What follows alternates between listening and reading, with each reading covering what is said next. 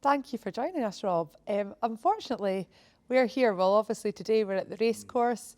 It's quiet. We don't have the hustle and bustle that we're going to have for the conference. Unfortunately, you can't join us for the conference. No, sadly, I'm just about to, pushing the bike ride will be, I can't come away. I would have had to come away 2 days ago because of the ferries.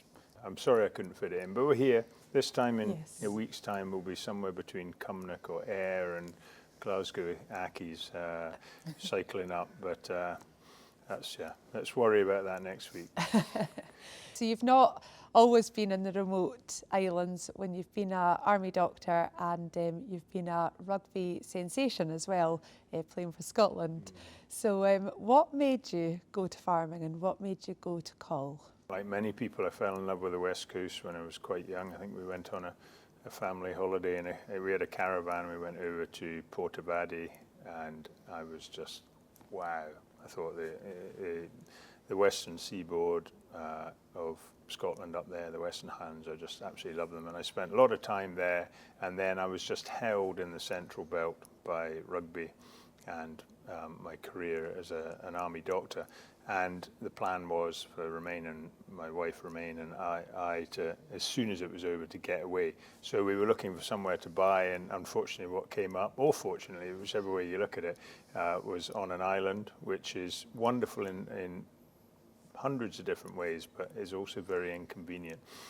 Hence the chat earlier on about having to come off on ferries, and you've got to build your life around ferries. But we were very lucky, a property came up, and we were probably looking more at hospitality, but we very quickly realized that animals are a lot easier to deal with than human beings. So we've been farming for 25 years on the Isle of Coll. It's been home. The kids were all brought up there. 3 of the kids are now back on the island. So we've been very lucky. And it looked like a really weird move, but we were just held in the Central Belt and wanted to get over to the West Coast and couldn't do it until my rugby was over, basically. Fantastic. So it's a bit of a slower pace of life, but having to watch ferries and everything else. There's not. I'm sure a lot of people who are here today will know that living in a small community can be, it doesn't mean it's quiet. It's very busy and very social. But you can hide away. There's plenty. There's not a huge number of people around, but we see a lot of those there are. Yeah. So the conference itself is looking at farming in the future, and we're really looking at the key assets of land and people and how we enhance them but also keep them. And I guess with land, we're looking at soils, we're looking at microbes, we're looking at biodiversity. There's a huge amount going on there. And in Coll, you're using tech to really enhance and future-proof. Can you tell us about the tech that you're using? Yeah, I'd probably want to point out first that I'm very much into the traditional side of farming. I love the traditional breeds. So we have Ling cattle, and Clin sheep may not sound very traditional, but they are a very small native breed from northwest Wales, and they've become a great commercial breed. But the Ling cattle, we're very much looking back to the future in the way we manage the farm. In terms of using tech to make it easier, the thing we've really embraced is trying to reduce our time inputs and cost inputs and run a very extensive unit. And cattle collars and virtual fencing technology, as soon as I heard about it, I said, this is going to be huge. And luckily, over in Norway mainly, they've really developed the product.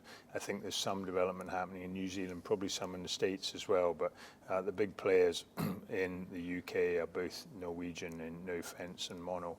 And it's just such an exciting technology to be working with.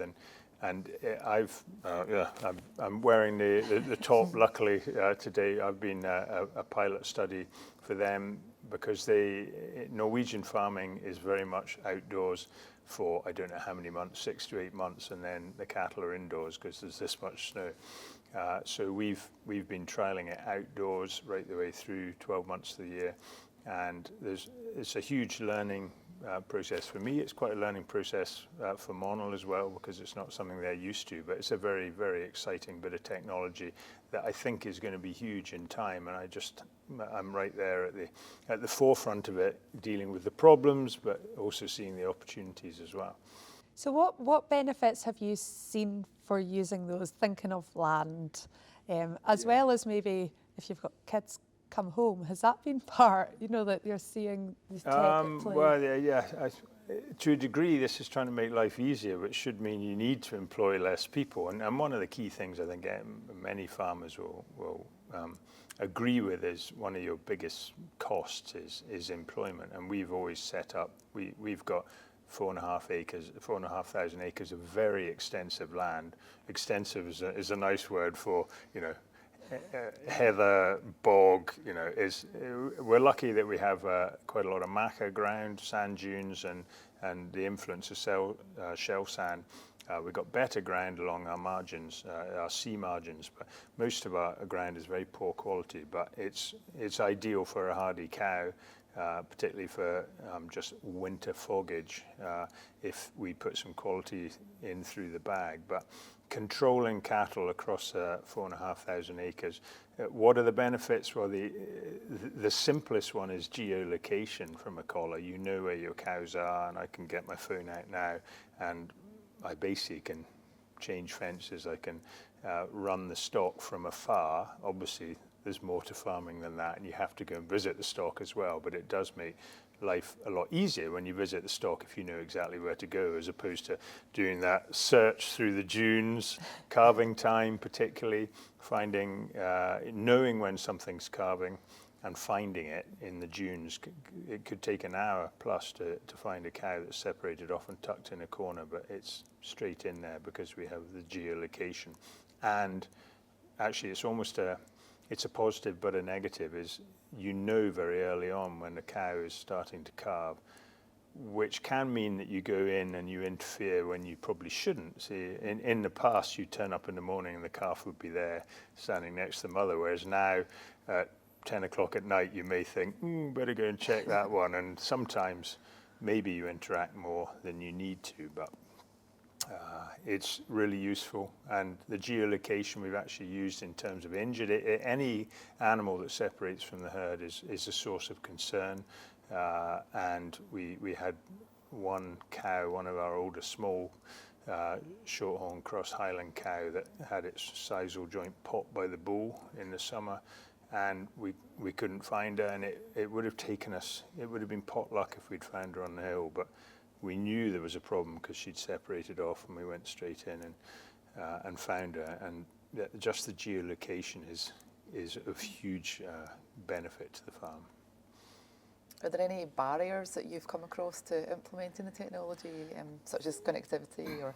Yeah, one has to think of the technology in terms of the hardware, which is, Mono is what I'm using.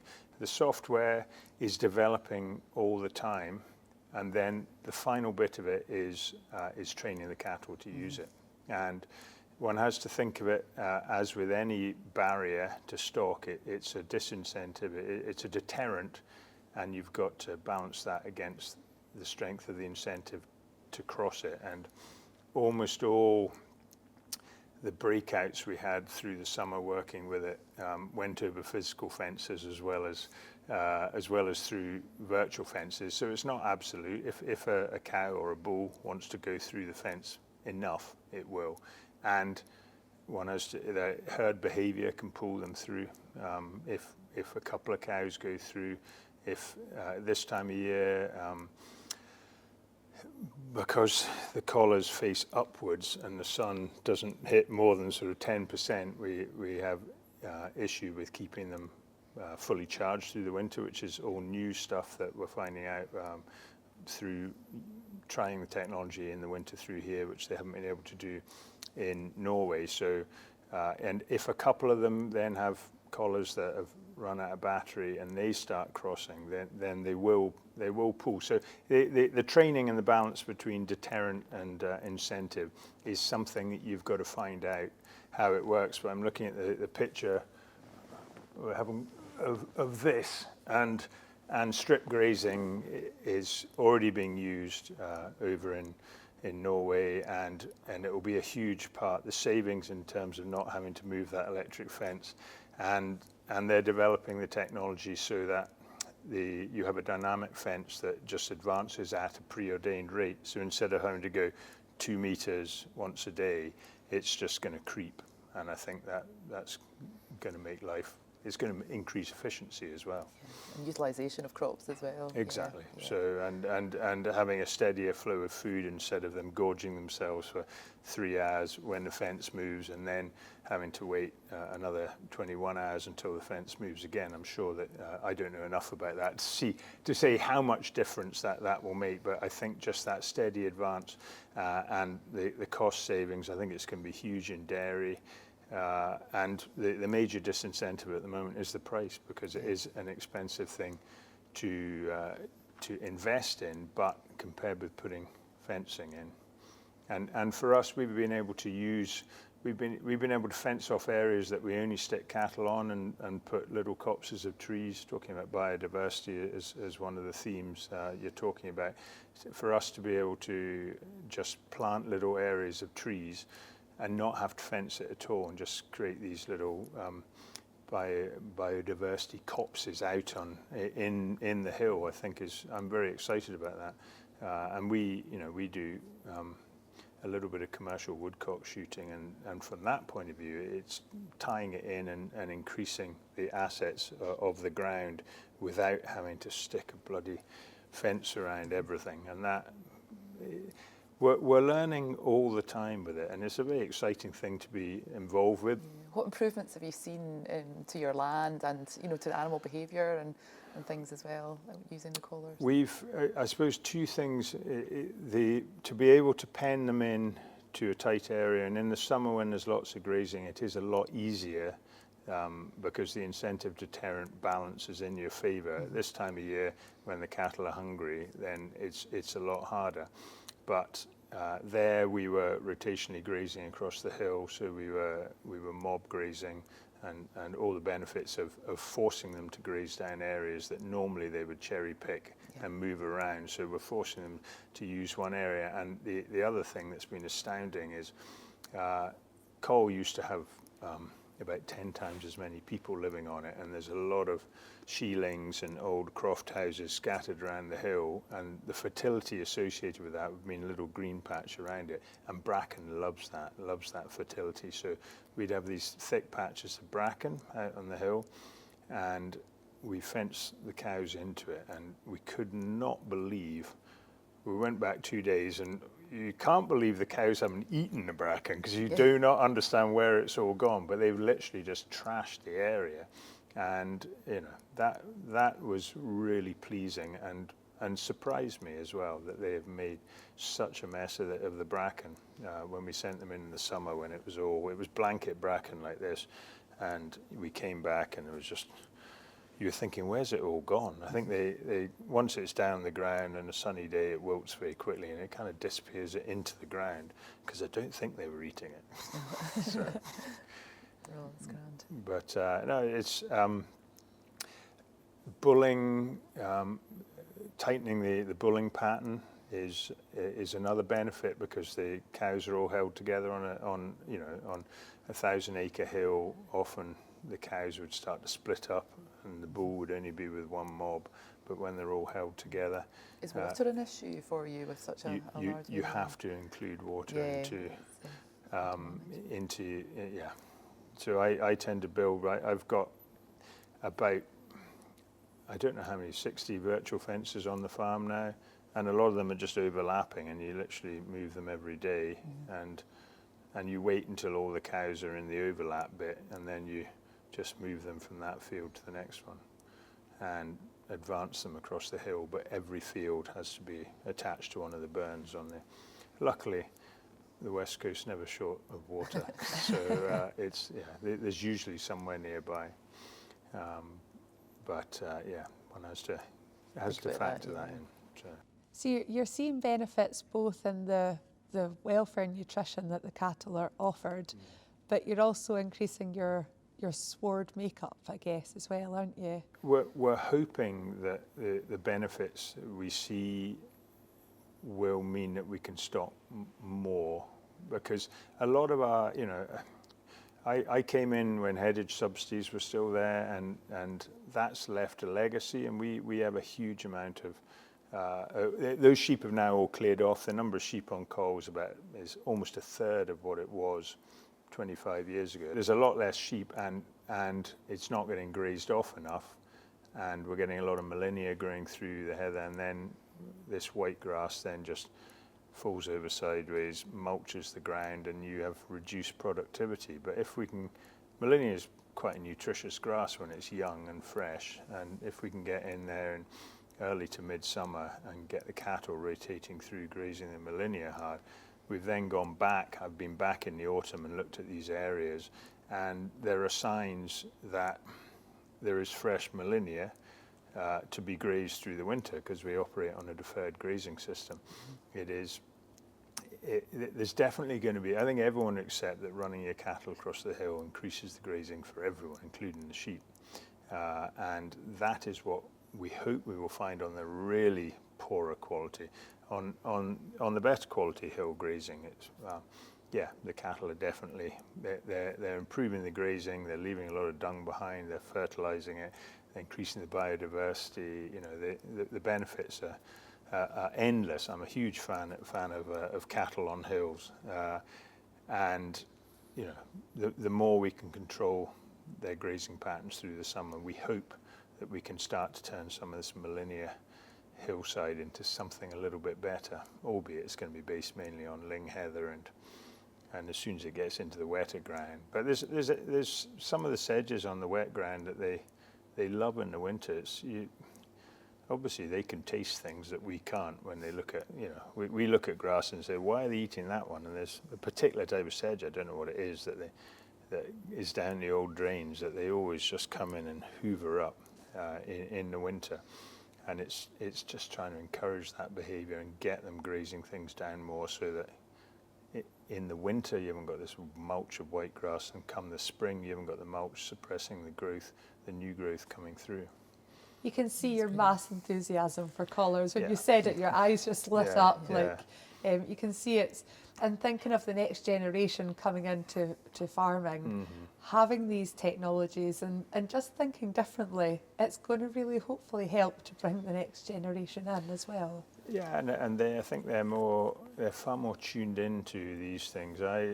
For me, to learn to drive a digger it's just not going to happen. My hand-eye coordination isn't set up for that. But when your kids have all, been staring at telly doing that, they go straight into the digger, and they bring a lot of skills. And in terms of this sort of stuff, they're going to be very comfortable with that. They've been brought up with a phone in their hand. And a lot of them, I gather, are very uncomfortable doing that bit with the phone, but they're brilliant on this bit. And it's at this time of year, it's quite quiet. I don't look at the app so often, but in the summer, 2 or 3 times a day, you're just checking on it during calving.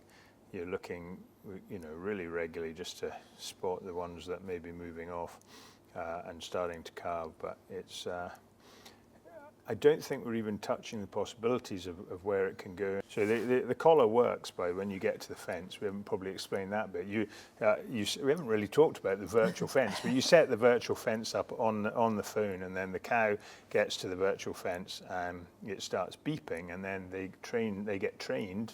If they keep walking on, they get the beeping gets louder, and then they get an electrical cue, I think it's called. They get a shock, and it's a deterrent. They then learn that if they go backwards or if they move their head sideways, then the beeping quietens down, and they learn to hear the fence rather than see the fence. And can't remember where I was going with this, but that's how the fence works. Does it take them a long time to train to? Has it taken you a long time to train? Sorry, some losing my thread a wee bit there.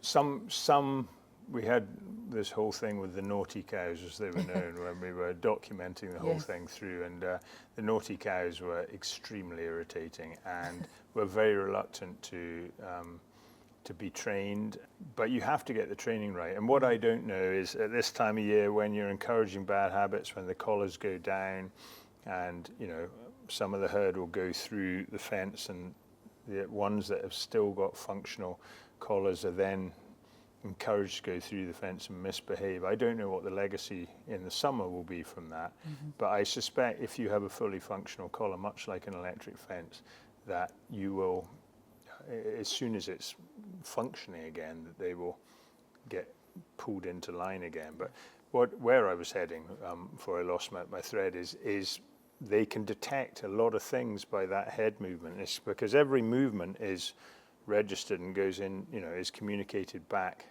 to the mothership. I don't know how these things work over in Norway, and they can analyze a lot of that. They can detect bullying behavior.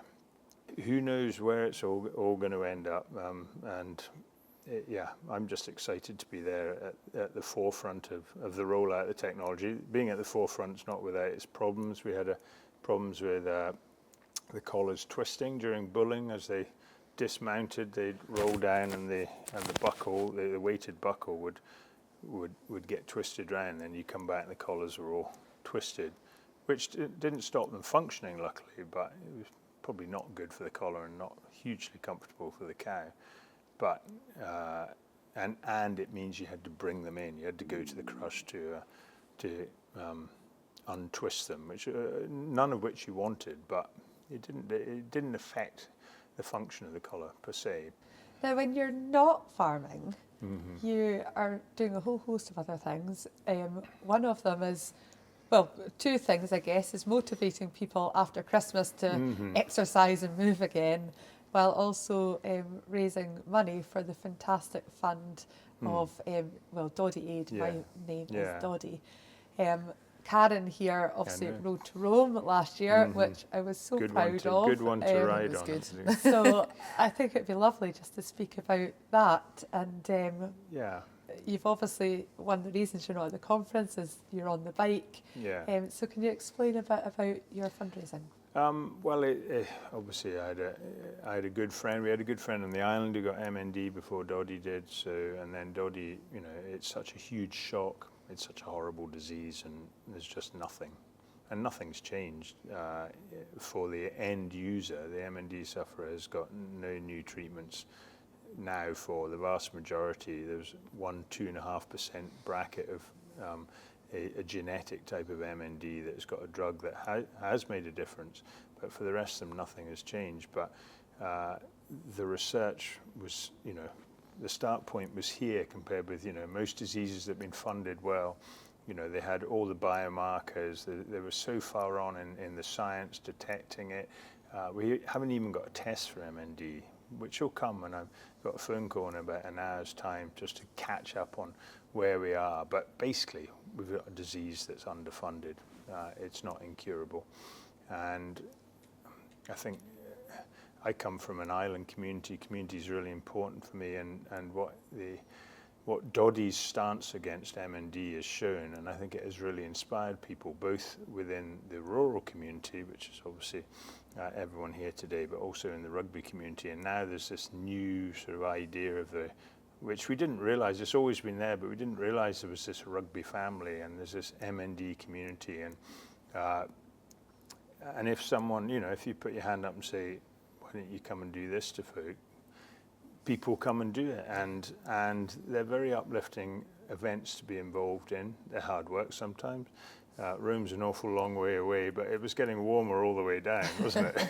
But it was snowing when some teams, I think some teams were going through cycling in England through that much snow. But the community is so powerful, and to have the platform to be able to harness some of that enthusiasm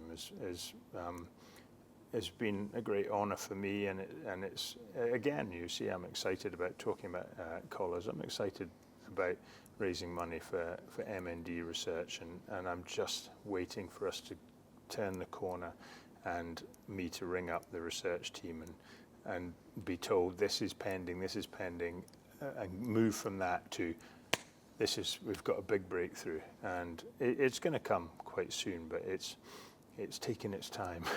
The money But- you're raising is making such a difference, though. And Well, we hope so. Obviously, Doddy was great because he really banged heads together, and they said, yeah, we think we can probably have a solution in 10 years. And he said, why 10? Why not 2 or 5?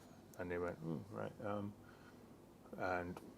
And they've got all the research units together between Richard, the Duke of Buccleuch, who also has a type of M&D, and Doddy. They have these gatherings of all the main research so that they're not overlapping and they're all dovetailing with each other. And research was quite competitive. If you've read about the double helix and Crick's and Watson and how they're all racing to get there first, they've changed the mindset where they're all dovetailing and they're making sure they're not all doing the same thing and racing to get there first. They're all trying different areas. So,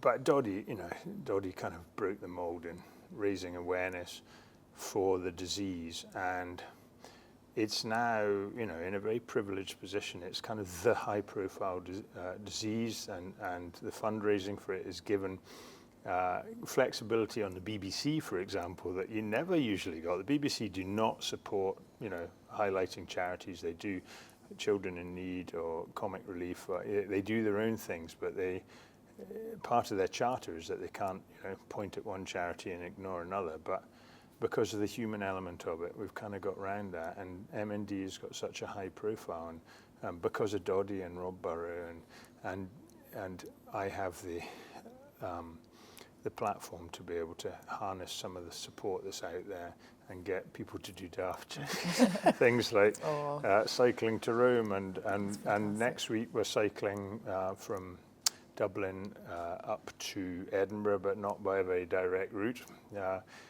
In fact, we'll be going past here on the Friday morning, so 8 days' time. We're staying in Dollar and up Glen Almond. We need 2 stops. We've got 30 teams and probably over 300 people involved with support crews, so we'll all be heading. We've got to go over Glen Shee. Or we've got to drive a long way around if it snowed, and then it's going to be a really enjoyable thing to be involved in. It's going to be very tough on the bike at times. How can people here support you? Well, just if you can follow us on social media, it's now kind of universal acceptance. A few years ago I didn't know what Facebook it was, but a lot of people in the agricultural community are very much connected on social media and do follow the journey. We'll be, our team will be posting, but the Ivory Brewer team that you were in, they're cycling again. They'll be posting their story, and just follow the trackers and come and meet us when we get into the grass market on Saturday afternoon about 3:30 next week, and you'll be able to tell people what cycling into Piazza Navona was like. It was absolutely amazing. Incredible support. We were parked. All the cyclists we'd come down the Tiber and into the middle of the Rhone the day before the Scotland-Italy game, and we'd put a lot of stuff on social media saying we're going to come into Piazza Navona, which is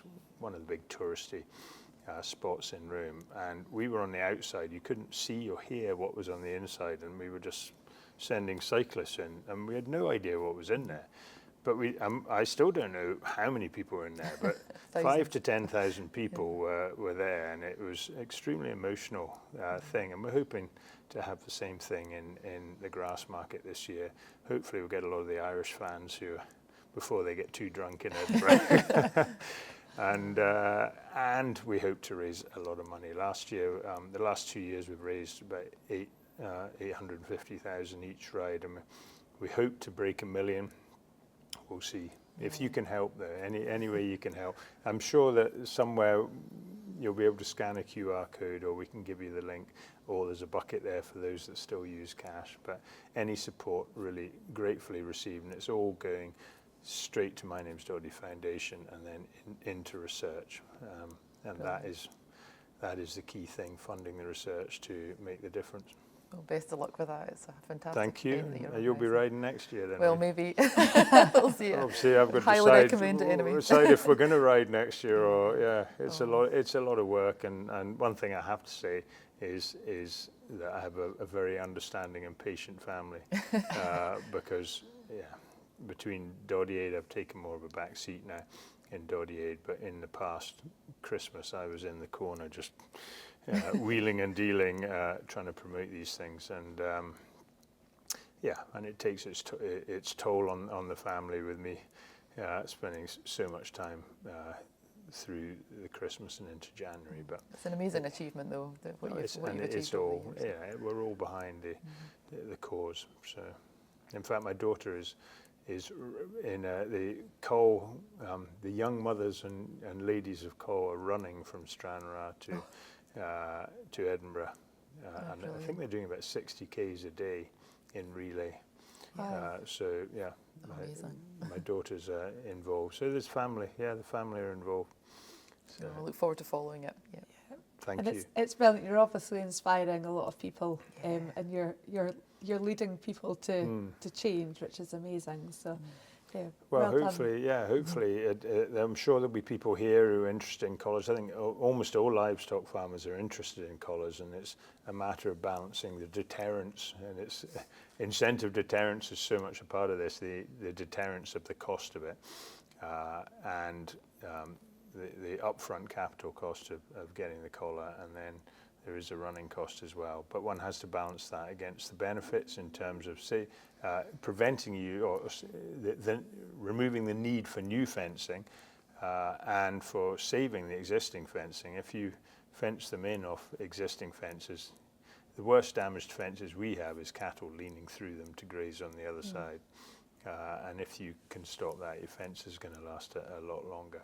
But you're also going to not have to put fences up in certain areas, and certainly running electric fences and moving them every day, I think, is soon going to be a thing of the past. Yes, highly labour intensive, isn't it? Yeah, so Brilliant. Thank you very much for thank you. speaking to I us. hope I haven't spoken for too long. I can talk. That's lovely. Thank you.